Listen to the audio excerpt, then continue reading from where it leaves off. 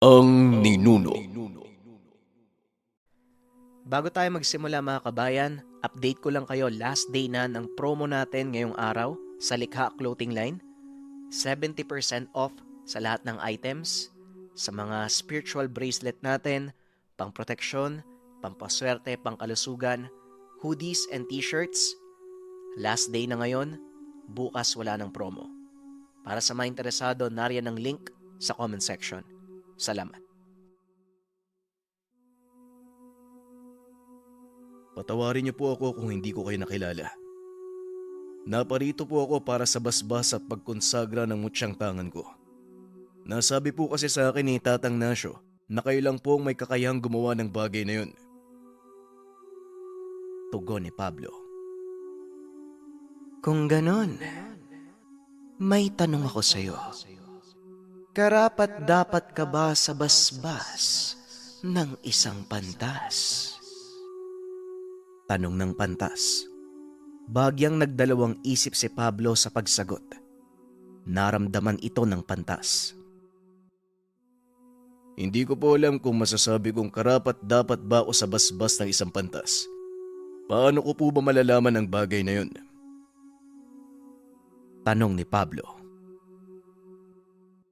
Hanapin mo sa iyong sarili. Hanapin mo sa iyong puso ang kasagutan. Ano ba ang nagawa mo para masabing karapat dapat ka? Tanong ng pantas. Sa totoo lang po, hindi ko masasabing nakagawa ako ng mabuti sa kapwa ko. Pero isang bagay lang po ang alam ko. Ginagawa ko ang lahat ng yun dahil itong sinumpa ang tungkulin ko sa Ama. Wika ni Pablo. Ipikit mo ang mga mata mo. Titignan natin kung karapat dapat ka ba sa basbas ng isang pantas. Sinunod ni Pablo ang sinabi ng pantas. Hinawakan nito ang mutsyang nakasabit sa kanyang leeg. Naramdaman nito ang unti-unting pagbigat ng katawan. Hanggang sa tuluyang bumagsak ang binata sa lupa. Nakadapa na ito at kahit anong gawin niyang pagbangon, hindi nito magawa. Hayaan mo lang na dumaloy ang enerhiya ng mundo sa katawan mo. Dahil ito ang kapangyarihan ng mutsyang tangan mo. Wika ng pantas. Habang tumatagal, nararamdaman nito ang kakaibang daloy ng enerhiya sa kanyang katawan. At habang nangyayari iyon, nakakakita ng mga pangitain ang binata. Kadalasan sa mga ito ay mga pangyayari mula sa nakaraan ng pantas. Mabilis itong dumadaan sa kanyang paningin, ngunit kagad itong tumatatak sa pagkatao ng binata. Makatotohanan ng mga kaganapan na kahit ang mga sakit na naramdaman ng pantas ay damang-dama ng binata. Samantalang sa pisikal na mundo, nagmamarka din sa katawan ni Pablo ang mga sugat na natatamo ng pantas sa kanyang pangitain. Dito na naunawaan ni Pablo ang lahat kung bakit umabot sa antas ng pagiging pantas. Ilang sandali pa huminto na ang pagbabalik tanaw ng binata. Kaso nga lang laking pagtataka nito dahil ibang tao na ang nakahawak sa kanya. Teka, nasa na yung... Huwag mo nang hanapin ang binatang yon. Dahil simula ngayon, mananahan na ang kanyang pagkatao sa iyo. Pag-uusap ng dalawa. Kagad naglaho ang matanda. Sakto naman ang pagdating ni Tatang Nasyo. Anong nangyari sa'yo? Bakit parang nakakita ka ng diwata? Tanong ng matanda. Sabay lapag ng mga prutas na nakuha sa agubatan. Hindi ko po kasi maintindihan, Tatang. Pero isang bagay lang po ang alam ko. Natanggap ko na po ang basbas ng pantas. Tugon ni Pablo. Napangiti naman si Tatang Nasyo. dahil alam din ito na matagumpay na nabasbasa ng pantas ang kanyang mag-aaral. Hindi lang sa basbas ang binigay sa iyo. Ito ay isang kasunduang nag-uugnay sa pagkatao mo at sa mundo ng mga celestial. Wika ni Tatang Nasyo. Kagad na din silang bumalik sa yungib.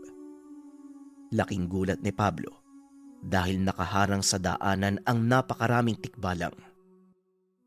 May hawak na sandata ang mga ito at ang ilan ay nag-uumang panang pana sa kanilang kinakatayuan. Naku Manong, mukhang hindi tayo makakapasok sa yungib ah.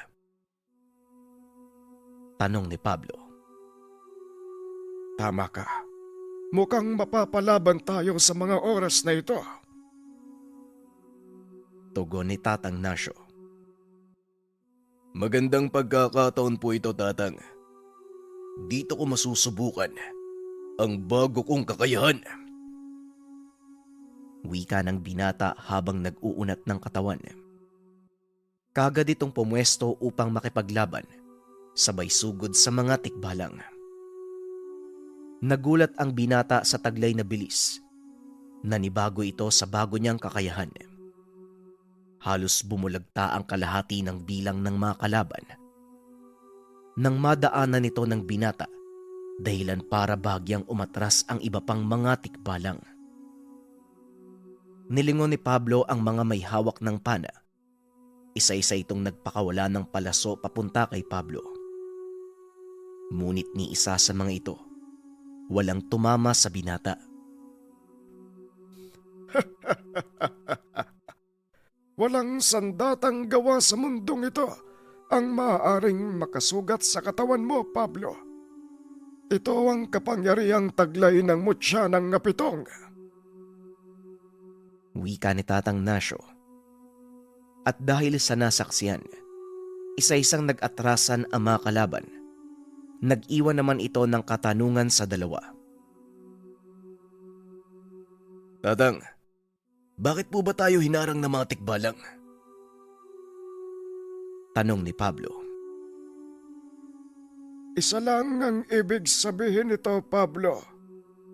Ramdam na ng buong kalikasan ng kakayahang taglay ng mutya mo. At mas lalong magkukumahog ang mga elemento para makuha ito. Wika ni Tatang Nasyo. Ang totoong kakayahan ng mutya ayon dito, ang mga bagong silang na mutya ay higit na mas malakas kumpara sa mga mutyang matagal nang nakalagak sa mundo. Lalo pa at nagawa itong basbasa ng isang mataas na kinakatawan ng mga celestial. Kung ganun po, ang pantas na nagbigay sa akin ng basbas, isang mataas na kinatawan ng mga celestial. Tanong ni Pablo. Tama ka, Pablo. Isang malakas na elemento ang nagbigay sa iyo ng basbas. Gayon, mas panatag na ako kung makikipaglaban o haharap ka sa pangkat ni Aurelio. Wika ni Tatang Nasyo. Pagpasok nila sa yungib, kagad silang napansin ni Emong. Napatayo ito at tila gulat na gulat nang makita ang kakaibang aura ni Pablo. Talaga nga namang kakaiba ang taglay na lakas ng bagong silang na mutya. Ngayon masasabi ko na mas malaki ang pag-asa nating manalo laban sa puwersa ni Aurelio. Wika ni Emong. Labis namang nagtataka si Pablo kung bakit gano'n na lang ang takot nila kay Aurelio. Hindi basta-bastang manggagamot si Aurelio. Kagaya ng sinabi ko, Pablo, kasamahan niya ang isang pangkat ng kulto at malamang naisanla na din sa demonyo ang kaluluwa niya. Wika ni Tatang Nasyo.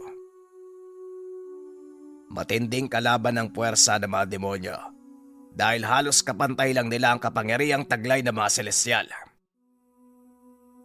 Wika ni Emong. Tama. At kung natatandaan niyo ang digmaan sa langit, itinapon sa lupa ang mga rebeldeng anghel Ngunit hindi lang sila ang nanahan sa lupa. May ilang mga anghel lang nanatili dito upang bantayan sila. Yun ay ang mga tinatawag nating celestial. Pinaliwanag ng matanda ang kwento ng digmaan sa langit maging ang dahilan kung bakit naninirahan sa mundo ang mga celestial at iba pang elemento. Ngunit ang inaalala ng pangkat ay ang katotohanan na maaaring nasakop na ng demonyo ang katauhan ng kanilang mga kalaban. Kung ganun, bakit hindi na lang natin dalin sa kanila ang laban? Tayo ang sumalakay. Siguradong hindi nila aasahan ang gagawin natin.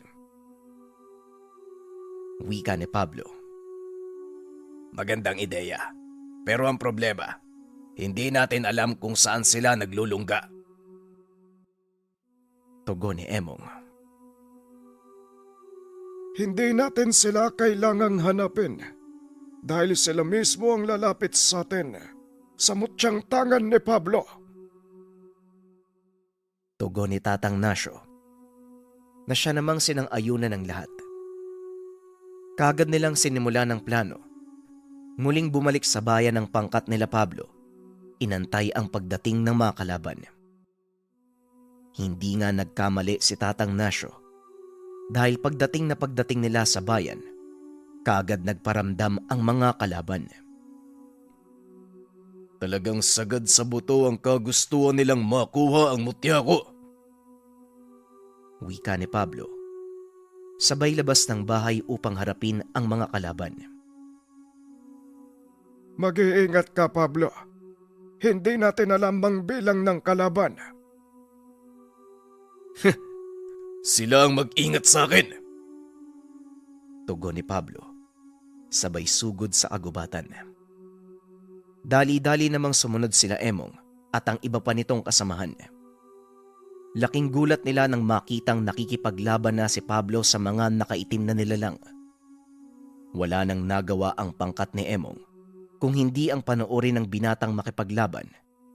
Hindi na rin sila makasingit dahil halos lahat ng mga kalaban ay si Pablo ang pinupunterya. Kitang-kita ng mga kasama ni Emong kung paanong pinaglalampaso ni Pablo ang mga kasapi ng kulto. At ang ilan pa sa mga ito, nagkandalasog-lasog ang katawan. Mukhang hindi na pala kailangan ng tulong ni Pablo. Tignan mo, halos napatumba niya ang lahat ng mga kalaban. Wika ni Emong. Nakakapagtaka nga ang mga nangyayaring ito. Bakit may hinang kasapi lang ang pinapadala nila? Kagad naman itong napansin ni Emong. Saka pa lamang nito napansin na isang patibong ang pinasukan ni Pablo. Pablo, umatras ka muna. Isa yung patibong. Wika ni Emong. Ngunit huli na ang lahat. Dahil bago pa man makakilos si Pablo, napapaligiran na siya ng mga kalaban. Sa tansya ni Tatang Nasyo, ito ang mga malalakas na kasapi. Naloko na. Emong, magbadali ka. Tulungan mo si Pablo. Kagad namang kumilos ang mga kasama ni Emong upang tulungan si Pablo. Kaso nga lang sa kasamaang palad, hindi makapasok ang mga ito dahil nabalot ng malakas na pananggalang ang lugar na kinaroroonan ni Pablo. Laking gulat ng grupo nang biglang magsalita si Aurelio.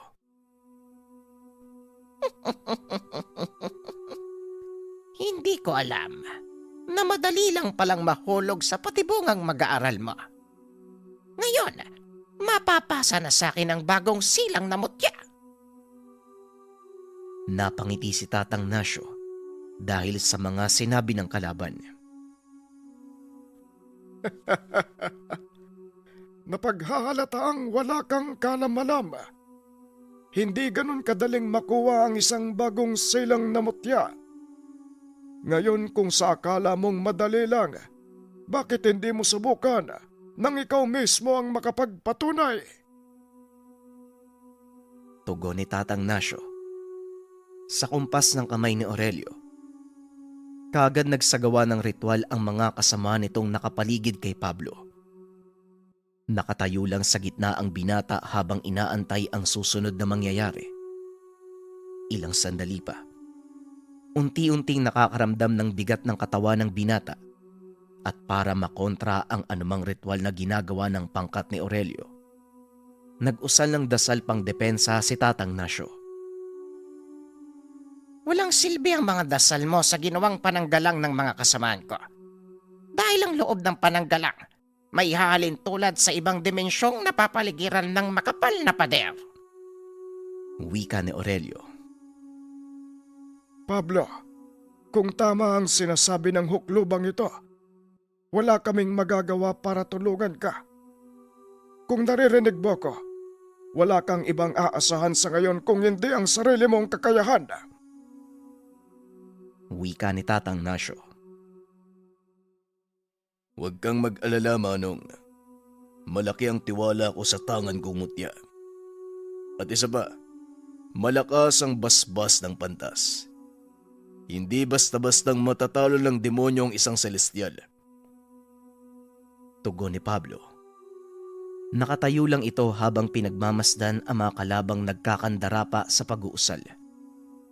Gamunggo na ang pawis ng mga ito na parang hirap na hirap nang ikulong si Pablo. Ano ba ginagawa niyo? Saan napunta ang mga pinag-aralan yung dasal? Iisang tao lang yan. 18 kaya?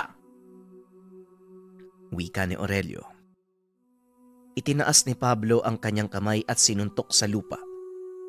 Sabay-sabay tumalsik ang mga tauhan ni Aurelio. Masyado kayong bilib sa kakayahang nakuha nyo sa demonyo. Pasensya na, pero hindi ako basta-basta magpapatalo sa mga kagaya nyo. Nanlaki ang mga mata ni Aurelio nang makita ang ginawa ng binata. Hindi nito inakalang ganong kadali niyang makakalas ang ginawang bakod ng mga kasamahan. Hindi ito maaari. Paano mo nagawang kalasin ang pananggalang? Wala pang mortal ang nakawala sa dasal na yan. Wika ni Aurelio. Baka hindi mo pa napapansin. Hindi pangkaraniwang tao ang mag-aaral ko. Sa palagay mo, paano siyang pipiliin ng bagong silang na mutya at paano siyang babasbasan ng pantas? Tugon ni Tatang Nasyo. Halos mabaliw si Aurelio dahil sa mga nangyari. Hindi ito maaari. Nagsanay ako ng mahabang panahon. Sinunod ko ang lahat ng alituntunin ng kulto para maging malakas. Saan ako nagkulang? Wika ni Aurelio. Isa kang manggagamot. Dapat alam mo ang sagot sa mga tanong na yan. Tinalikuran mo ang tungkulin sama at piniling pumanig sa kalaban. Dahil doon, tinalikuran ka ng may likha, kagaya ng mga demonyong itinapon sa impyerno.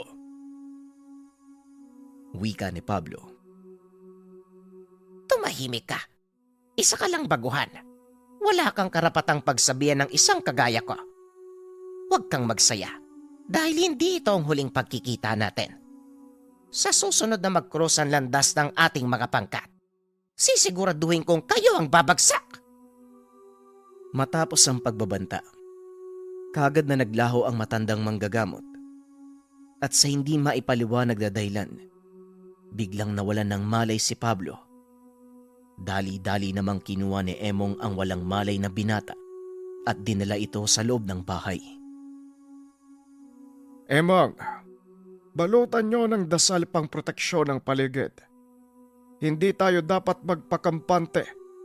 Hindi natin alam kung kailan sasalakay muli si Aurelio. Wika ni Tatang Nasyo. Opo, Tatang. Sigurado akong mag-aakot ng maraming kasamaan yon. Napahiya ba naman eh? Tugon ni Emong. Ngunit sinaway ito ni Tatang Nasyo. Hindi ito ang oras para tumawa, Emong. Hindi mo ba nakikita ang nangyari kay Pablo? Paniguradong nakarating na ito kay Aurelio at sisilipin nila ito bilang kainaan. Wika ni Tatang Nasyo. Pasensya na po, Tatang. Oo nga pala. Bakit pala biglang hinimatay si Pablo?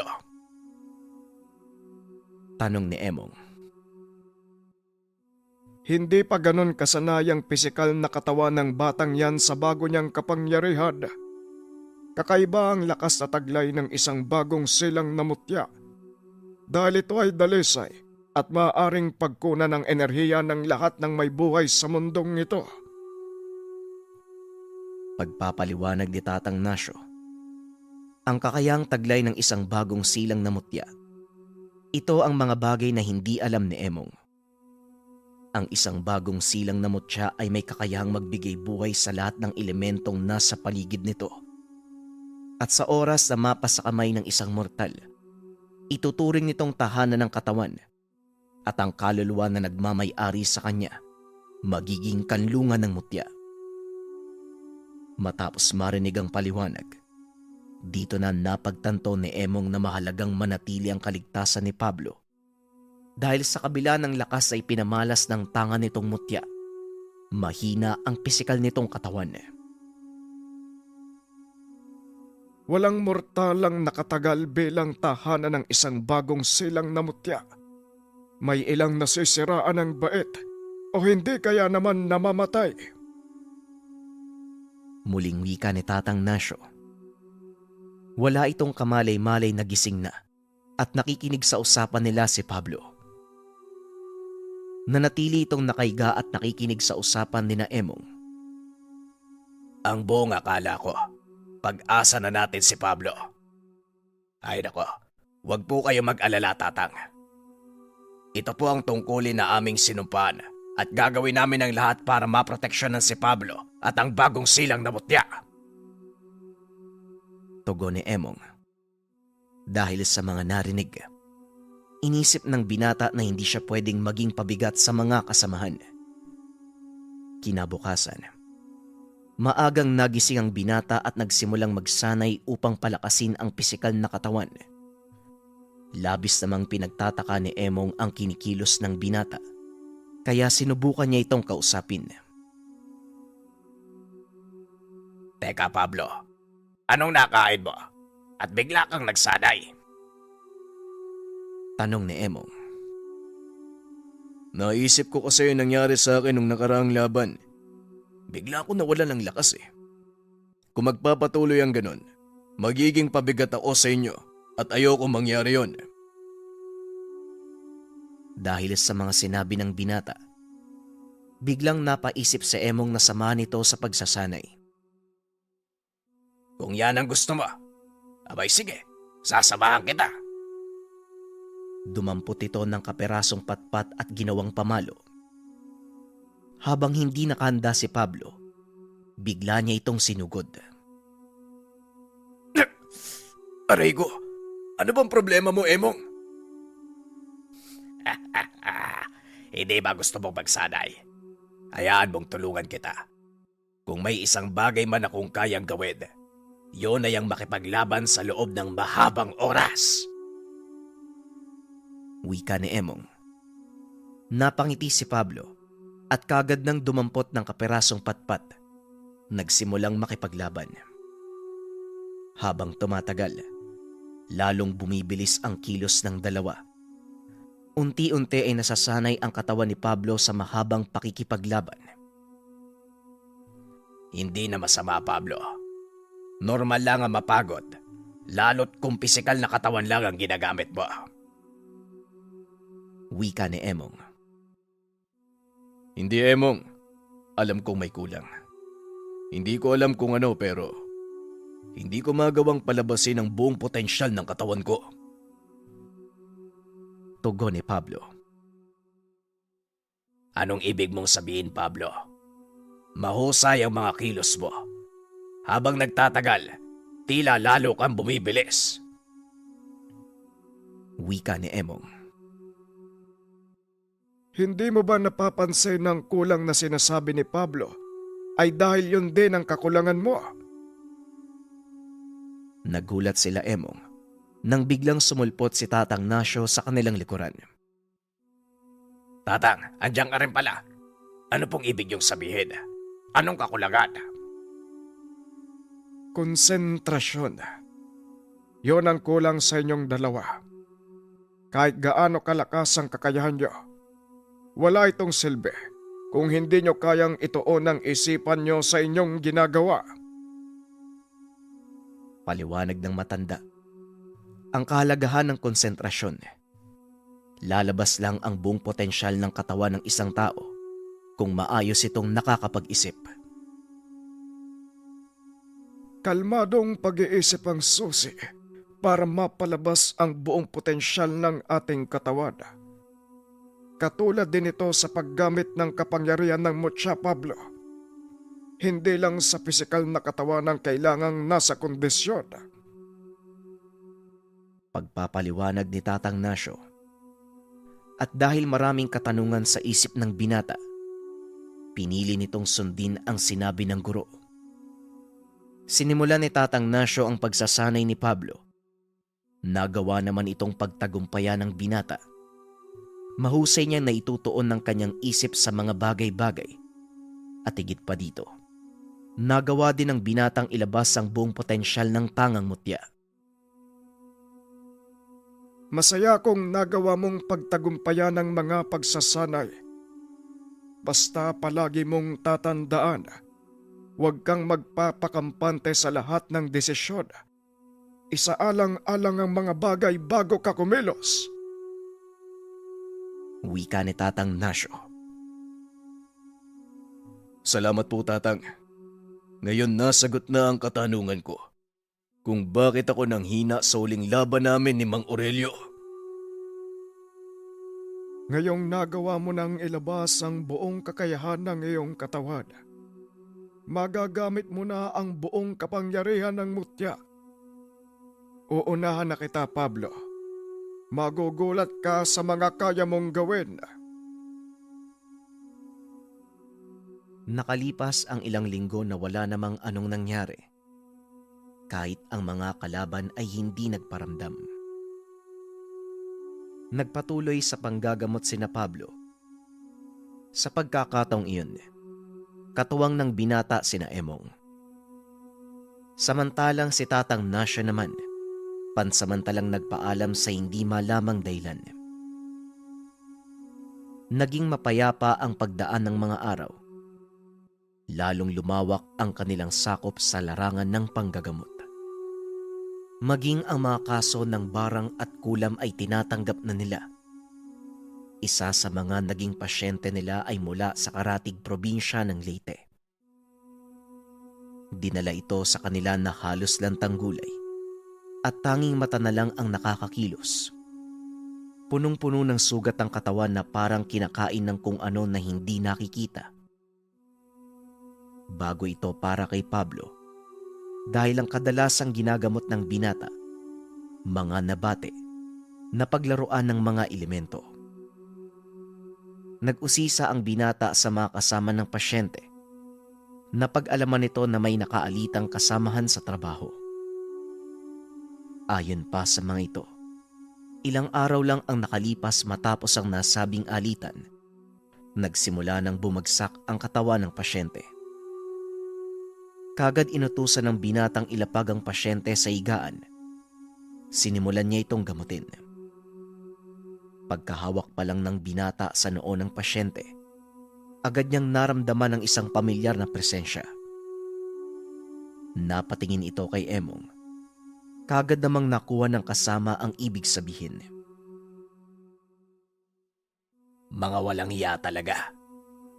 Kaya mo bang gamutin, Pablo? Tanong ni Emong. Hindi ko alam kung kaya ko pang gamutin ang pasyenteng ito.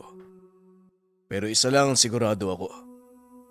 Kaya kong parusahan ang may gawa niyan. Tugon ni Pablo. Sinimulan niya ang panggagamot. At sa tulong nakakayahang taglay ni Emong, nagawa nilang matunton ang kinaroroonan ng mambabarang. Matapos lunasan ng pasyente, umalis ang dalawa upang puntahan ang mambabarang.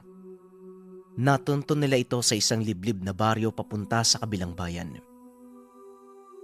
Gawing dulo na ito ng baryong iyon, ang bahay ng mambabarang. Malapit ito sa dagat at walang ibang bahay na nakatayo sa paligid. Mukhang ito na nga ang bahay na yon, Emong. Hindi natin alam kung ano ang kakaharapin natin, kaya mas mabuting maging maingat. Wika ni Pablo.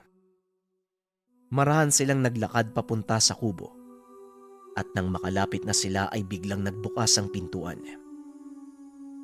Lumabas ang isang lalaking tinatayang nasa edad 40. Itago na lang natin sa pangalang Tansyong. Anong kailangan nyo? Kung naparito kayo upang magpabarang, pasensya na kayo.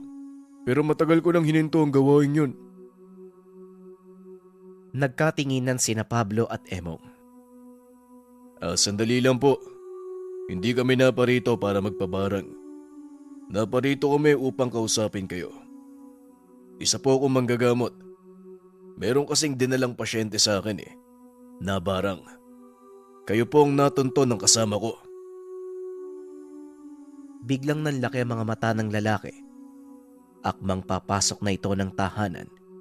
Hinawakan siya ni Pablo sa balikat. Sandali lang, kaibigan. Huwag mo nang gawing komplikado mga bagay-bagay. Hindi kami naparito upang makipaglaban. Nandito kami para makiusap. Wika ni Pablo. Makiusap? Hindi ako naniniwala. Marami na sa mga kagaya ko ang pinatay na mga manggagamot na kagaya mo. Kaya sabihin mo kung paano ako magtitiwala sa mga sinasabi mo. Wika ni Katansyong. Kung gusto ka naming patayin, hindi na namin kailangan pumunta dito. Tama ang kaibigan ko. Kung intensyon namin ang patayin ka, dapat ngayon hindi mo na kami nakakausap. Sa mga sinabi ni Pablo, bagyang napanatag ang loob ng lalaki. Inanyayaan pa nito ang dalawang tumuloy sa kanyang tahanan. Ipagpauman ninyo, wala akong respeto. Natakot lang ako sa maaari niyong gawin Hindi niyo rin ako masisisi. Nga pala, ako si Tansyong. Wika ni Katansyong. Naunawaan ko po at kagaya ng sinabi ko, hindi ko intensyon ng saktan kayo. Nais ko lang malaman kung ano ang dahilan kung bakit niyo tinaniman ng sakit ang pasyente ko. Tanong ni Pablo. Nagpaliwanag naman si Katansyong. Ayon dito, may isang lalaking nag-utos sa kanya upang gawin ito. At upang masiguradong matatapos ang pinapagawa, kinuha ng lalaking iyon ang anak niya. Dito na nagalit si Pablo. Alam ng binatang si Aurelio ang may pakana nito. Huwag po kayong mag-alala. Hindi po mapapahamak ang anak niyo. At para na din po sa kaligtasan niyo, sumama po kayo sa tahanan ko. Doon mas mababantayan ko kayo sa ilalim ng pangalaga ko. Pumayag si Katansyong dahil sa kagustuhan nitong mabuhay. Ang totoo, nagpapasalamat ako at dumating kayo. Natatakot ako mamatay Alam kong hindi nila bubuhay ng anak ko, lalo pat alam nilang nabigo ako. Wika ni Katansyong. Ramdam ni Pablo ang pag-aalala at labis na takot sa mga susunod na mangyayari. Kaya dali-dali na silang umalis sa lugar. Ngunit bago pa man tuluyang makalayo, agad din silang hinarang ng mga hindi kilalang kalalakihan. Mukhang nauna lang tayo ng kaunti sa mga kalaban, Pablo. Wika ni Emong. Tama ka, Emong. Alisto ka. Kukunin ko ang atensyon nila. At sa oras na makahanap ka ng butas, umalis na kagad kayo. Wika ni Pablo sabay sugod sa mga humarang na kalaban. Habang nakikipaglaban ang binata, naghahanap ng butas si Emong at si Katansyong. Nang mga sandaling iyon, kitang-kita nito ang napakalaking pagbabago sa kilos ni Pablo. Naging mas detalyado ang kilos nito. Mas pulido ang bawat atake. Bagaman nagawang pigilan ang ilan sa mga kalaban, hindi naman ito inasahang may mga paparating pa. Emong, bilisan nyo! Umalis na kayo! Wika ni Pablo. Ang malaking problema, dahil hindi nila kabisado ang kapaligiran. Puno ng matitinik na halaman ang paligid ng lugar at sa gawing dulo ay malawak na putikan. May mga alam akong daan. Kaso kailangan nating tumuwid sa ilog. Wika ni Katansyong. Sige Manong, walang problema. Ang mahalaga, makaalis tayo sa lugar na to. Bagaman kayang talunin ni Pablo ang mga kalaban, minabuti ng binata na isaalang-alang ang kaligtasan ni Katansyong. Bagay na kaagad na napuna ni Emong. Kung dati ay basta na lamang siyang sumusugod, ngayon mas umiral kay Pablo ang kaligtasan ng mga taong maaaring madamay. Nasa kalagitnaan sila ng pagtawid ng ilog. Nang lingunin ni Emong ang kabilang pangpang, nakita nito ang napakaraming kalaban. Hindi sila makakatawid sa ilog na to. Siguradong uubusin sila ng mga elementong nakatira sa bahaging ito. Wika ni Katansyong. Inikot ni Pablo ang tingin. Nakita ang napakaraming mga nilalang na lumalangoy at sumasabay sa kanila. Ano po yung mga nilalang na yan, Manong? At bakit po parang sinasamahan nila tayo? Tanong ni Pablo. Mga katawang tawag sa kanila. Nandito sila para proteksyonan ng mutyang tangan mo. Laking gulat ni Pablo sa sinabi ni Katansyong. Hindi lubos sa kalain ng binata. Ganito kalawak ang sakop ng kanyang mutya. Ilang sandali pa ay narating na nila ang kabilang pangpang. At nang tignan ni Pablo ang pinanggalingan, naroon pa rin ang mga kalabang humahabol sa kanila. Talagang hindi nila tayo lulubayan. Kailangan na nating makalis sa lugar na to, Pablo. Baka lalo pa tayo mapahamak.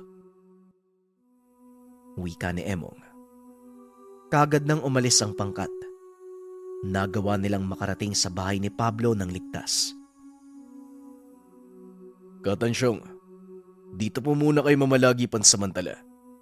Gagawan po natin ang paraan ng pagkuha sa anak nyo. Wika ni Pablo. Mamaya, darating na ang mga kasabahan ko. Naroon din si Tatang Dasyo. Tugon ni Emong. Maraming salamat. Akala ko katapusan ko na kanina eh. Mabuti na lang dumating kayo. Tugon ni Katansyong. Wala po yun. Ang importante, ligtas po kayo. Makakaasa po kayong gagawin namin ang lahat para mailigtas ang anak nyo. Sa kalagitnaan ng pag-uusap nila ay biglang dumating si Tatang Nasyo. Laking gulat ni Pablo dahil punong-puno ng dugo ang damit nito. Hawak-hawak pa ng matanda ang kanyang kulok. Tatang, ano pong nangyari? Bakit po duguan kayo? Tanong ni Pablo. Mahabang pagpapaliwanag, Pablo.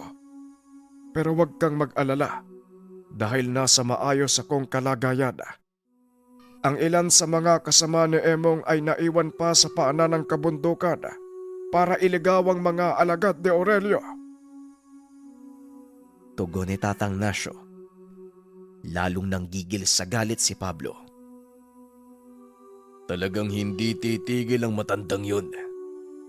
Masyado nang marami ang nadadamay. Ayoko nang madagdagan pa. Siguro nga, Tatang, ito na ang oras para tapusin ang laban sa kanya. Muling wika ni Pablo. Sinang-ayunan naman ito ni Emong. Maging si Katansyong ay nag-alok din ng tulong. Hayaan niyong makatulong ako. Kahit papaano may mga kapanalig din akong nasa panig ng kabutihan. Wika ni Katansyong. Lingid sa kalaman nila Pablo na itinago lang nito ang tunay na lakas. Nagsagawa ito ng ritual para manumbalik ang kakayahan. At maging si Tatang Nasyo, nagulat nang makaramdam ng napakabigat na presensya.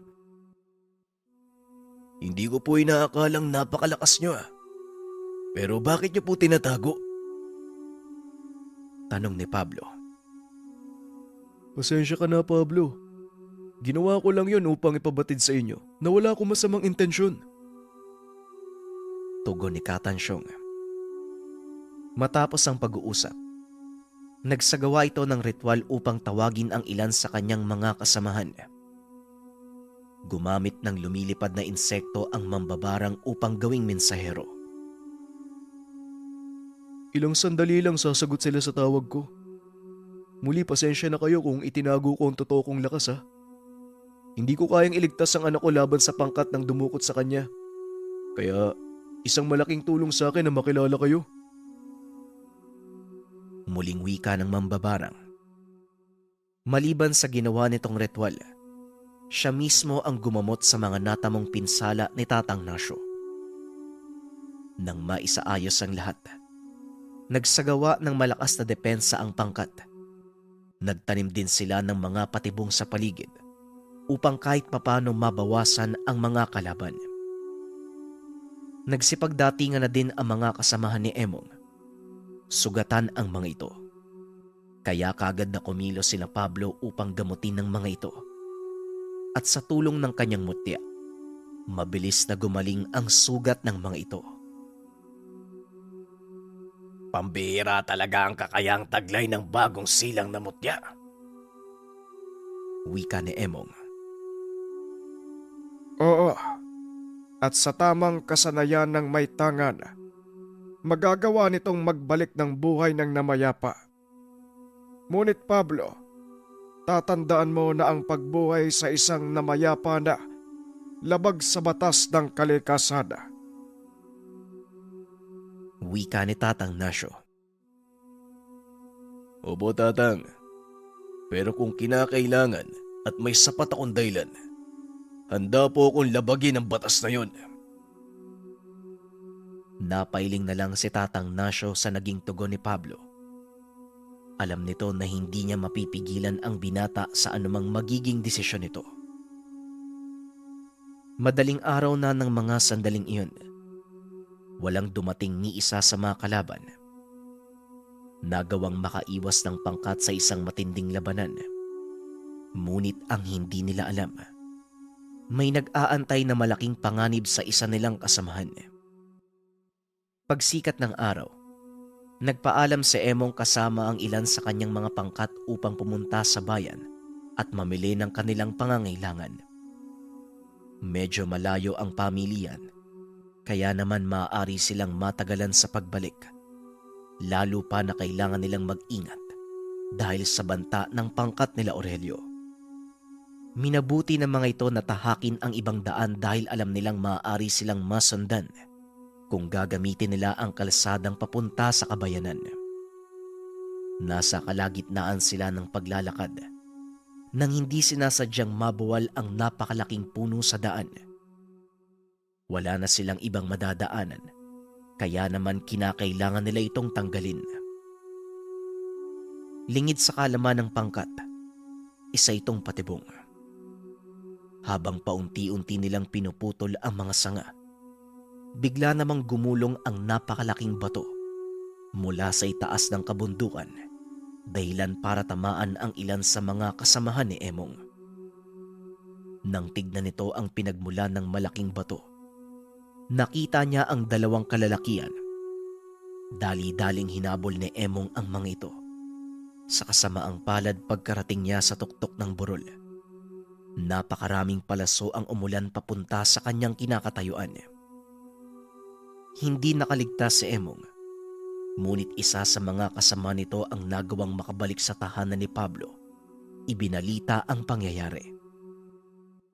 Labis itong ikinalungkot ni Pablo, kaya naman nagpa siya ang binatang sumunod na lang sa kinaroroonan ng mga kalaban. Sa tulong ni Katansyong, nagawa nilang matunton ang kinaroroonan ng pangkat ni Aurelio Sa kasamaang palad, hindi nakita ng mambabarang ang kanilang pinuno. Ngunit sa kabila nito, itinuloy pa din ng binata ang pagsalakay. Kung hindi ko man mapatay si Aurelio, kahit papano sa gagawin ko, mababawasan ang mga tauhan ng kalaban. Magsilbisa ng aral ito sa kanila, Tatang.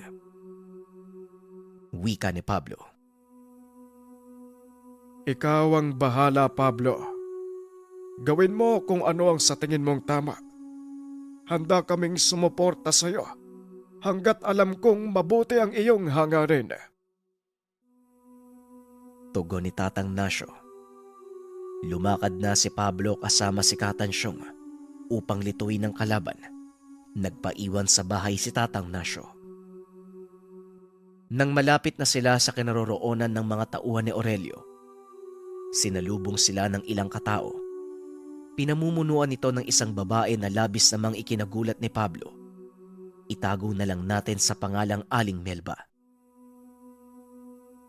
Mabuti naman at naabutan namin kayo, Katansyang. Wala po ang anak niyo sa kutang ito. Maaring isinama siya ni Aurelia. Wika ng isang babae. Inaasahan ko na yun, Melba. Ipagdasal na lang natin na walang gawing masama si Aurelio sa kanya. Nga pala, Pablo, siya si Melba. Isa sa mamambabarang nakapanalig ko. Melba, ito naman si Pablo.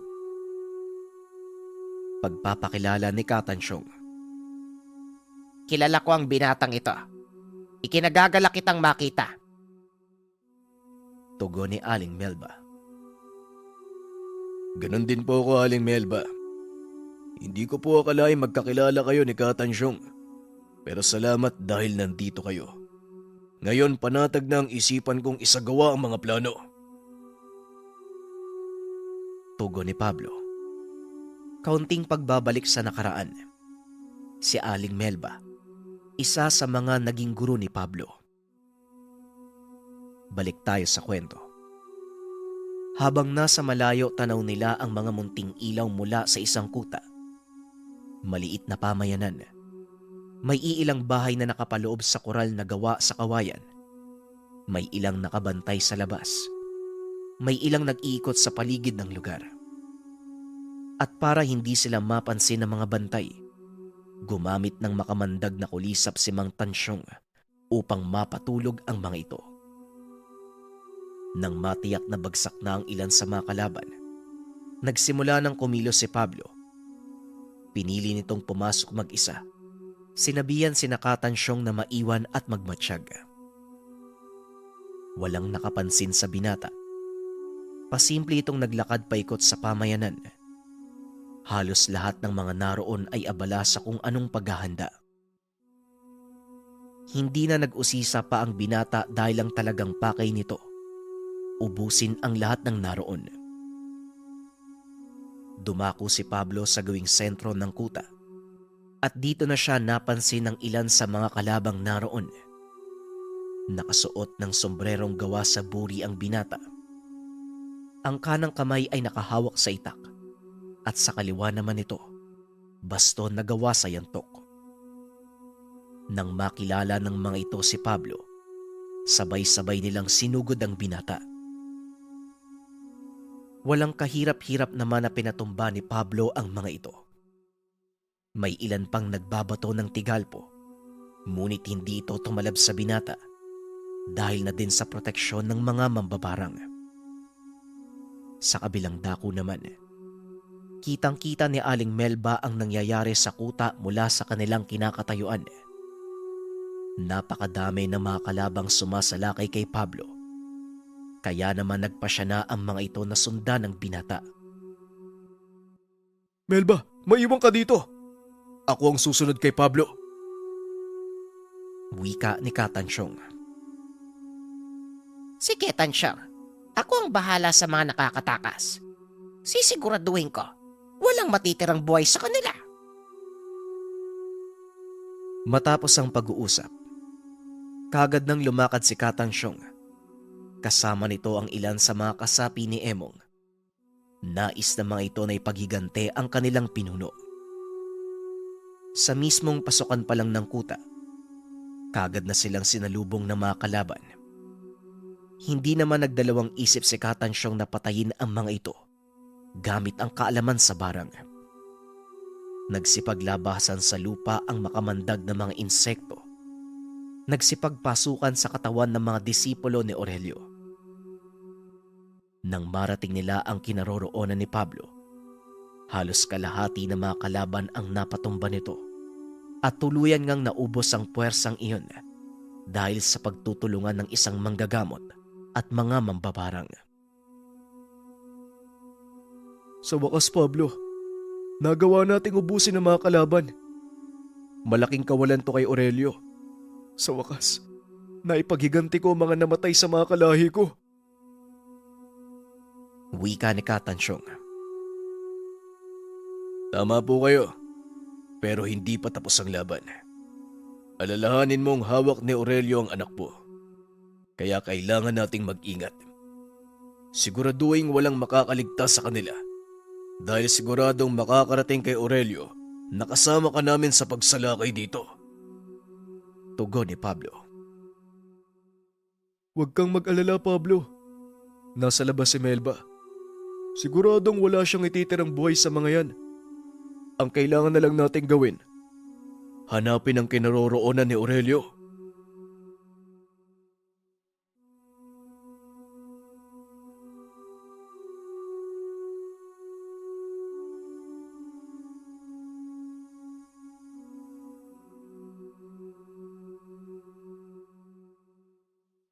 Ang Ninuno.